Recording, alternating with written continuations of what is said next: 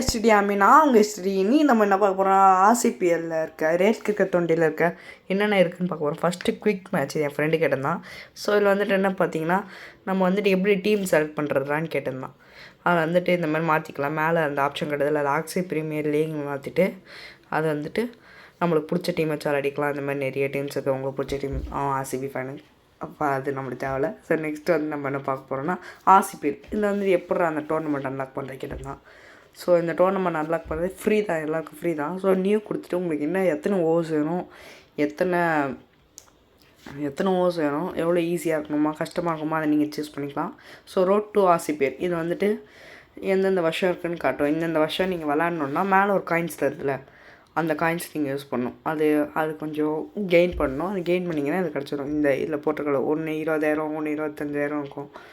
So next இந்த RCPL action, அதுக்கு tickets வேணும். மேலே ஒரு டிக்கெட்ஸ் இதில் அந்த டிக்கெட் மாதிரி அது வேணும் உங்களுக்கு.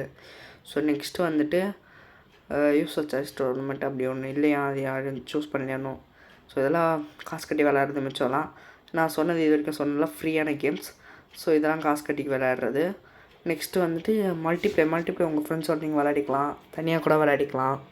இந்தமாதிரி 1v2 2v2 ஃப்ரெண்ட்ஸ் விளாட்றத பார்த்துக்கலாம். ஸோ நெக்ஸ்ட்டு மோட்ஸ் தான் பார்க்க போகிறோம். சாரி கேஸ் தெரியாமல் பட்டுச்சு. மோட்ஸில் வந்துட்டு என்ன டெஸ்ட் மேட்ச் இருக்குது, ரோட் டு வேர்ல்ட் கப் இருக்குது, குவிஸ் இருக்குது, இந்த மாதிரி கேள்வி கேட்பாங்க. அப்புறம் ஆர்சிபிஎல் ஆக்ஷன் நான் அன்லாக் பண்ணிட்டேன். ஸோ சேலஞ்ச் மோடு இருக்குது. அப்புறம் குரூசேட்னு ஏதோ ஒன்று இருக்குது, அதுக்கு ஒரு 15 டிக்கெட்ஸ் வேணும் கேட்குறாங்க.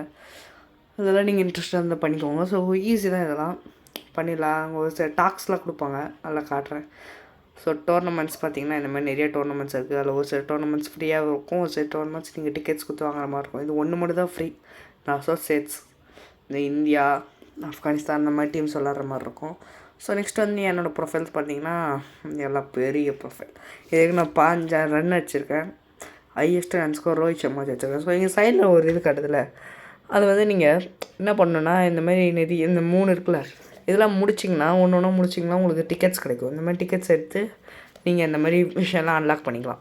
புரியுதா guys? So next train your player. இதில் வந்துட்டு நீங்கள் எப்படி training first time for playing this கேம்னால் நீங்கள் ட்ரைனிங் போய் விளையாடிக்கலாம்.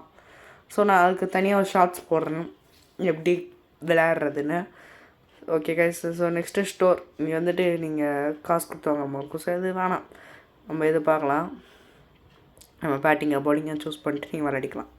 ஸோ நெக்ஸ்ட்டு ஹோமில் வந்துட்டு ஸோ தட்ஸ் இட் கைஸ். இந்த வீடியோ பிடிச்சா லைக் பண்ணுங்கள், ஷேர் பண்ணுங்கள், மறக்காமல் சப்ஸ்கிரைப் பண்ணுங்கள். ஆல் எஸ்டிடி ஆமி. Bye bye.